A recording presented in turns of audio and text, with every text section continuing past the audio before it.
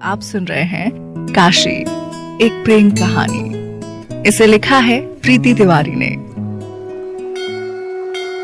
बनारस शहर कहने को तो ये महादेव की नगरी है, पर यहाँ मोहब्बत जैसे हवाओं में बहती है। हर किसी का दिल एकदम खरे सोने सा है। बनारस अपने घाटों के लिए, महादेव की भक्ति के लिए और महाआरती के लिए प्रसिद्ध है। मेरी नई कहानी भी यहीं से शुरू होगी और खत्म भी इसी बनारस के घाट पे होगी। बनारस शहर, 80 घाट, सुबह का वक्त। ईश्वर सत्य है, सत्य ही शिव है, शिव ही सुंदर है। जागो उठ कर देखो, जीवन जो तुझागर। बनारस 80 घाट पर बने महादेव का मंदिर, जिसमें सुबह की शुरुआत इसी भक्ति गीत से होती थी और सिर्फ एक ही आवाज इस बनारस को जैसे आकर खुद जगाती थी, और वो थी काशी। जी हाँ, काशी, बनारस शहर में रहने वाली एक साधारण सी लड़की जो महादेव की परम भक्त है और साथ में शिक्षिका भी। अरे ये तो काशी की आवाज है, मतलब सुबह के 4 बज गए। पुजारी जी भी उठते हुए बोले। काशी सुबह 4 बजे ही महादेव के मंदिर आती थी, खुद इस मंदिर को साफ करती और आरती करती थी। उसकी आरती की आवाज से ही बनारस के लोगों की सुबह होती थी। काशी ने आरती कर सबकी तरफ आरती की थाल कर दी। सूरज भी अब पूरी चमक से निकल आया था और लोगों की तादाद भी बहुत बढ़ रही थी। वो सबको आरती देकर महादेव के मंदिर से बाहर आ गई।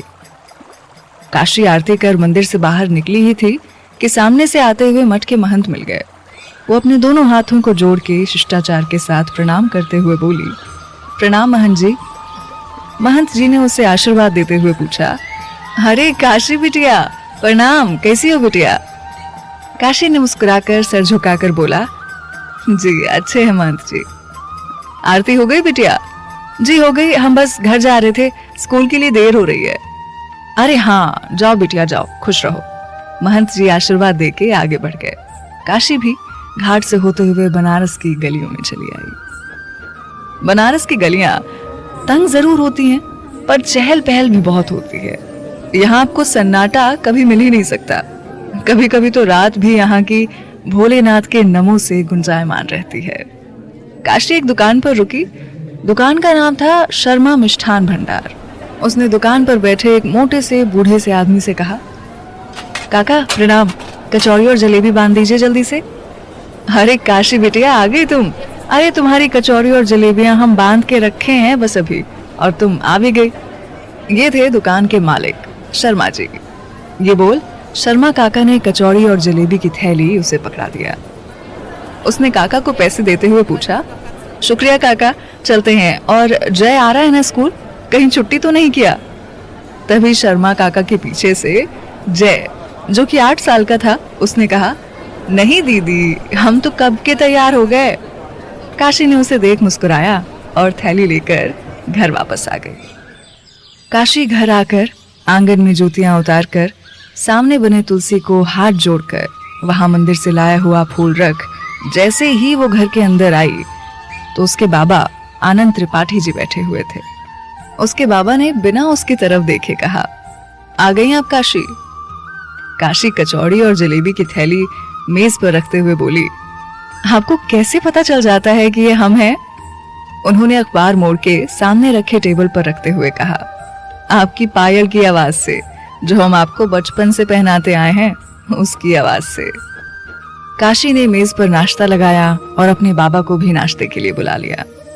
उन्हें नाश्ता करा, खुद नाश्ता कर वो स्कूल के लिए निकल गई और उसके बाबा आश्रम चले गए। आनंद जी के दोस्त राजेंद्र प्रताप सिसोदिया जी का आश्रम था, जिसे वो खुद देखते थे। उसका कार्यभार वही देखा करते थे। उनके दोस्त इंदौर के शाही घरानों में से एक थे। और वहीं अपना कारोबार करते थे। साल में एक बार आकर वो सबसे मिलते थे। काशी उनके लिए उनकी बेटी से बढ़ के थी। उनके परिवार में वो अकेले थे, इसीलिए अपना सारा प्यार काशी पर ही लुटाया करते थे। काशी जब स्कूल पहुंची तब स्कूल की घंटी बजने में बस कुछ ही मिनट बाकी थे। वो जल्दी से जाकर प्रिंसिपल रूम में टाइम भरी और प्रिंसिपल सर को सुप्रभात बोल के बाहर आ गई। घंटी लगते ही सारे बच्चे प्रार्थना के लिए आके ग्राउंड में लाइन लगाकर खड़े हो गए। स्कूल के सारे टीचर्स आकर अपनी अपनी क्लास के लाइन के सामने खड़े हो गए। प्रार्थना शुरू हुई तो सारे बच्चे एक साथ मिलकर प्रार्थना करने लगे। स्कूल की असेंबली खत्म होने के बाद सारे बच्चे अपनी अपनी क्लासों में वापस चले गए। काशी स्टाफ रूम में आकर वहां से अपना सामान निकालने लगी। तभी पीछे से आके शालिनी ने उसे गुड मॉर्निंग विश किया। वो उसे पीछे मुड़ के देखते हुए बोली, ओहो, तो आ गई आप। यार क्या करूं, अब तेरी तरह मैंने बनारस को उठाने का ठेका तो लिया नहीं है, तो सोचती हूँ तेरे हिस्से का भी मैं ही सो लेती हूँ, और इसमें लेट हो जाता है। शालिनी ने अपनी अलमारी से अटेंडेंस रजिस्टर निकालते हुए कहा और दोनों हंस दी। चलो अच्छा, अब जाओ जल्दी क्लास में। ये बोल काशी अपनी क्लास में चली गई। आनंद जी आश्रम आ गए थे। ये आश्रम बहुत बड़ा था। इसमें विधवा स्त्रियों के लिए, वृद्धों के लिए और अनाथ बच्चों के रहने का इंतजाम था। यहाँ की जितनी भी विधवा स्त्रियां थीं, वो कुछ न कुछ काम करती थीं और उन्हीं से खुद के लिए कमाती थीं। वृद्ध महिलाएं और पुरुषों की सेवा भी यहाँ होती थी और अनाथ बच्चों को पढ़ाया जाता था। आनंद जी रिटायर हो गए थे अपनी टीचर की जॉब से, तो उन्होंने यहाँ आकर इन सबको अपना वक्त देना ज्यादा अच्छा समझा। वो पूरा दिन इसी आश्रम में बिता देते थे। उनकी जिंदगी में काशी के अलावा कोई नहीं था। काशी की माँ बचपन में ही चल बसी थी, इसीलिए उसकी परवरिश खुद उन्होंने अकेले किया। आनंद जी को काम करते हुए दोपहर हो गई थी। उन्होंने खाना भी नहीं खाया था। तभी उनके मैनेजर दुबे जी ने बोला, सर खाना लगा दूं, दोपहर हो गई है। उन्होंने कोई फाइल देखते हुए कहा, नहीं दुबे जी, अभी नहीं। अभी क्यों नहीं? अभी ही खाएंगे आप बाबा, और हमारे साथ खाएंगे। ये आवाज सुन दोनों ने देखा तो काशी अंदर ही चले आ रही थी खाने का बॉक्स लिए। वो अंदर आके दुबे जी को प्रणाम करते हुए बोली, चलिए उठिए जल्दी। ये कहते हुए उसने खाने का टिफिन मेज पर रख दिया। उसने टिफिन खोलते हुए कहा, और दुबे चाचा जी, आपने खाया या नहीं? आनंद जी ने फाइल रखते हुए उससे पूछा, पर काशी आप यहाँ क्या कर रही हैं? उसने खाना एक प्लेट में निकालते हुए कहा, आपको खाना खिलाने आए हैं, चलिए अब आप भी आ जाइए चाचा जी। अरे नहीं बिटिया, हम लेकर आए हैं, आप खाओ, हम भी चलते हैं। ये बोल दुबे जी वहां से चले गए। काशी भी अपने बाबा के साथ खाना खाने लगी। दोनों ने साथ में खाना खाया और फिर काशी आश्रम के बच्चों को पढ़ाने चली गई। वो अपना वक्त इन बच्चों को पढ़ाने में, वहां की विधवा स्त्रियों को मिट्टी की मूर्तियां बनाना सिखाने में और रात को जाने से पहले सारे वृद्धों को कहानी सुनाने में देती थी।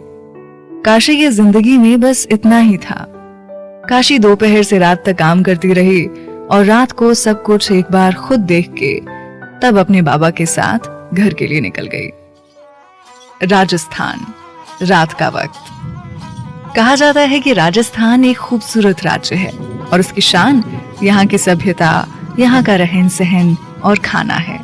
पर फिर भी इस शहर में कोई था जो थोड़ा अजीब, अलग और अकेला था।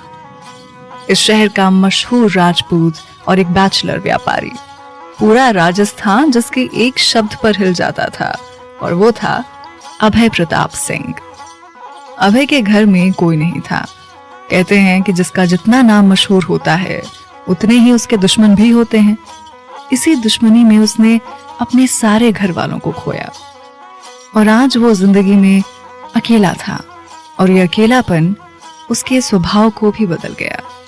उसकी गाड़ी जैसे महल के गेट के अंदर आकर सामने दरवाजे पर रुकी तो कुछ नौकर जल्दी जल्दी से बाहर आए।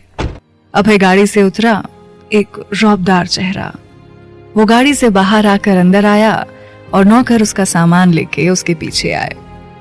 एक नौकर ने डरते हुए पूछा, हुकुम सा, खाना? जी लगाइए, हम आते हैं। ये बोल के वो अपने कमरे में चला गया।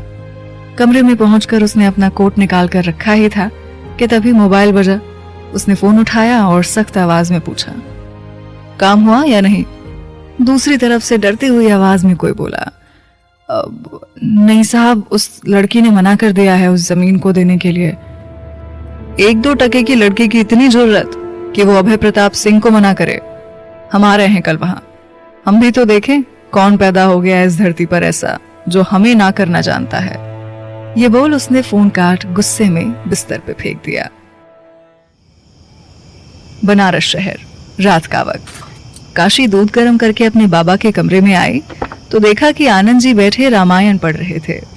उसने दूध का गिलास उन्हें देते हुए और रामायण लेके माथे लगा बंद करके रखते हुए कहा, बाबा चलिए अब दूध पी लीजिए और सो जाइए और रखिए रामायण अब। आनंद जी भी गिलास लेके बिस्तर पर बैठ गए।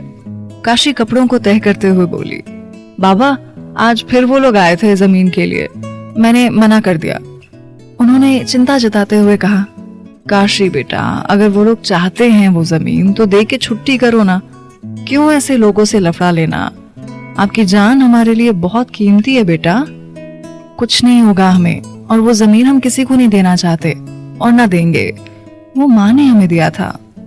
वो इतना कह के अपने बाबा को सुला के वहां से चली गई। वो छत पर आकर खड़ी हो गई।